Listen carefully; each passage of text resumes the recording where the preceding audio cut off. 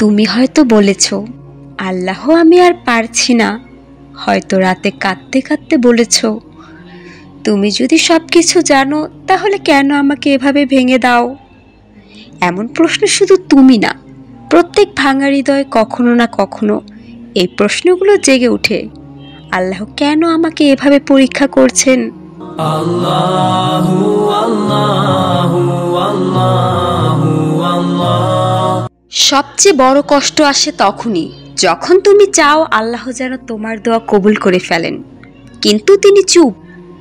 চুপ থেকেও তিনি তোমাকে দেখছেন, জানেন, ভালোবাসেন।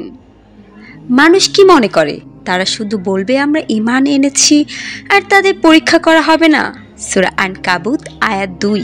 তুমি এখন যা পার করছো এটা শুধুই এক মুহূর্তের নয়, এটা তোমার আত্মাকে শক্ত করে তোলার যাত্রা। আল্লাহ কষ্ট দেন না তোমাকে শাস্তি দিতে, তিনি কষ্ট দেন তোমাকে টেনে নেওয়ার জন্য।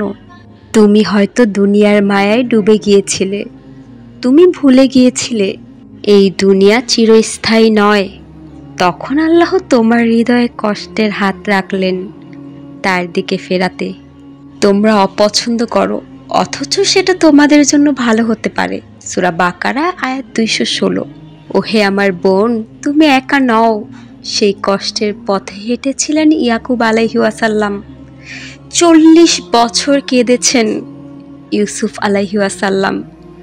কূপে ফেলে দেওয়া হয়েছিল ভাইদের হাতে মরিয়ম আলাইহিস সালাম। একা সন্তানের জন্ম দিয়েছেন নির্জনে। আর আমাদের প্রিয় নবী করিম সাল্লাল্লাহু আলাইহি ওয়াসাল্লাম হারিয়েছেন সন্তান, স্ত্রী, আত্মীয়, তবুও তিনি বলতেন, আমার রবই আমার জন্য যথেষ্ট। তুমি একা নও। তোমার কান্না, তোমার দোয়া, তোমার নিঃশব্দ কষ্ট আল্লাহ জানেন।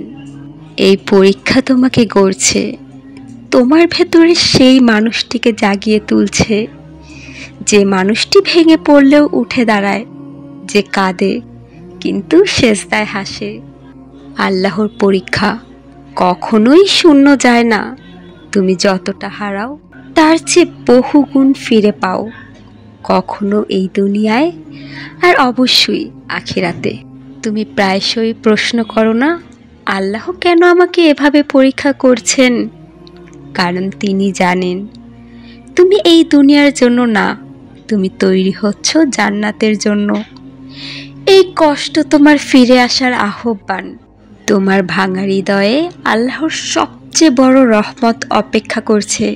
তুমি যেটাকে কষ্ট বলো, আল্লাহ সেটাকেই বানান তোমার আলোর পথ। As I look to nature's beauty, dazzled am I.